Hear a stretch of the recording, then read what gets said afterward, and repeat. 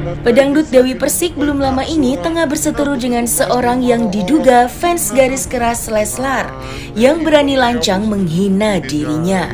Perseteruan Dewi Persik itu bermula saat dirinya membahas terkait kasus pencabutan laporan KDRT yang dialami oleh Lesti Kejora.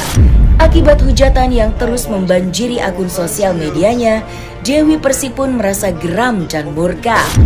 Ya, seperti membuat sayembara untuk menemukan oknum tersebut dan kini ia telah melaporkan pelaku ke pihak yang berwajib. Menurut pakar mikroekspresi, Nungki, kemarahan yang diluapkan pada salah satu video yang telah beredar luas itu memiliki beberapa arti dan dapat terlihat gerakan dan mimik yang diperlihatkan DP. Nungki menyebutkan terdapat emosi terpendam yang masih dirasakan oleh DP kala itu. Lantas, seperti apakah arti dari luapan emosi Dewi Persik menurut pakar mikroekspresi? Satu contoh, ini saya lagi mencari si ibu satu ini nih ya. Saya lagi cari dia. Ibu ini ya. Dewi Persik loro hati ambek Lesti. Soalnya apa? Iri. Dewi Persik pinter ngomong. Jadi bojone Angge. Kok kaki yang barengan balon iku? Nah, Dewi Persik iku balon. dia bicara bahwa saya adalah dia harus bisa membuktikan kalau saya memang perempuan seperti itu. Sampean harus bertanggung jawabkan. Saya cari sampean, Bu ya. Sampean berani loh berbicara seperti ini di sosmed. Saya cari saya. Ya Bu ya, dengar baik-baik. Orang tua saya sudah meninggal, papa saya terutama ya. Saya dilahirkan dari keluarga baik-baik. Dan ini marwah buat keluarga saya. Anda tahu Bu, kenapa saya bercerai sampai ketiga-tiganya Bu? Gak ada setiap wanita ingin bercerai Bu. Satu, kalau misalkan laki bercerai nggak Bu? Kedua, kalau kamu mengalami KDRT atau kamu mengalami perselingkuhan dari suamimu, yakin ibu tidak bercerai? Yakin ibu tidak bercerai? Waktu Mbak DP cerita, katanya saya sakit hati karena Lesti dan Bilar kembali. Lihat saat menjelaskan itu tiba-tiba bahunya langsung naik pemirsa. Yang tadi duduknya santai gini, langsung sambil gini nuding. Ini menunjukkan kemarahan, posisi siaga, nggak terima Mbak DP digituin. Saya nggak punya urusan ya, Lesti mau Bilar itu mau balik itu bukan urusan saya, tapi saya nggak terima kalau kemudian saya dihina seperti ini. Artinya udah nggak bisa kekontrol Mbak DP. Ini orang ngomong kok nggak pakai otak gitu ya. Itu ada gerakan dari ekspresinya Mbak DP menunjukkan Mbak DP itu bingung, nggak habis pikir. Ternyata pelakunya itu punya anak, punya suami, tapi kok nggak bisa ya menahan dirinya. Kalau ngomong itu nggak bener nanti bisa kena undang-undang ITE, bisa masuk penjara. Ini kok nggak mikir gitu tuh Mbak DP tuh nggak habis pikir, itu kelihatan banget bingung gitu Mbak DP ya. Ketika Mbak DP itu bercerita KDRT-nya sambil mata terkejap-kejap, peristiwa KDRT itu bahkan sudah lama berlalu tapi masih membayang di hatinya, sehingga nggak kuasa Mbak DP itu ketika cerita, karena kata KDRT mengingatkan Mbak DP akan peristiwa yang dahulu pernah dialaminya. Jadi pemirsa, Anda bisa lihat nggak mudah ternyata ya efek dari KDRT bagi seorang perempuan gitu. Bahkan Mbak DP sekalipun yang kita lihat itu tegar mandiri pun, itu efeknya sampai sekarang pun masih sulit untuk bisa masih kerasa impactnya gitu maksudnya pemirsa ya. Lehernya tuh pemirsa tuh sampai kelihatan, dan ini tegang banget nih ya, kelihatan ya pemirsa, tegang banget. Tegang karena marah ya bisa jadi tadi itu marah karena pada waktu itu bisa jadi KDRT yang dialami Mbak DP lebih berat, tetapi undang-undang sedang tidak berpihak pada Mbak DP. Bisa juga Mbak DP memilih untuk menyimpan dalam hati, nggak memilih untuk lebay gitu ya, lapor sana lapor sini, menahan sendiri semuanya. Jadi ya buat fans Lesti Bilar jangan gitu banget kali ya. Mbak DP juga akan pernah mengalami fase yang lebih sulit, nggak gitu-gitu juga kok. Dia bilang bukan berarti saya iri sama Bilar, itu kelihatan dari ekspresi bibir bawahnya gini. Artinya apa?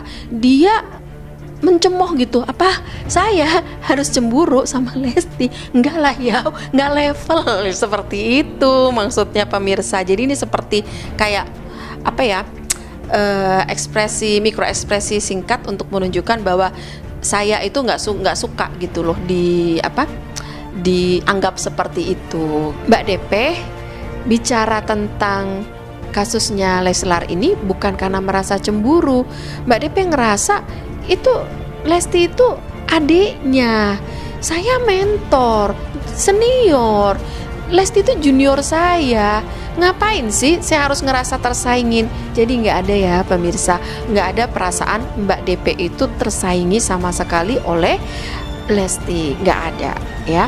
Justru prihatin, apalagi Mbak DP itu ngerujuk pada pengalaman pribadinya ketika mengalami hal yang sama. Pada waktu itu Mbak DP itu merasa belum terlindungin ya, karena mungkin saat itu undang-undangnya belum diketok atau bagaimana ya, Bunda nggak paham. Tapi sampai sekarang pun itu Mbak DP itu masih KDRT itu masih masih kerasa impactnya sampai sekarang ke Mbak DP.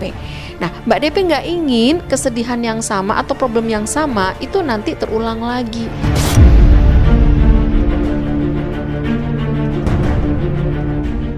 Terlepas dari itu semua, rupanya emosi Dewi Persik pun semakin meledak ketika menerima banyak komentar negatif sampai masuk ke dalam ranah privasinya.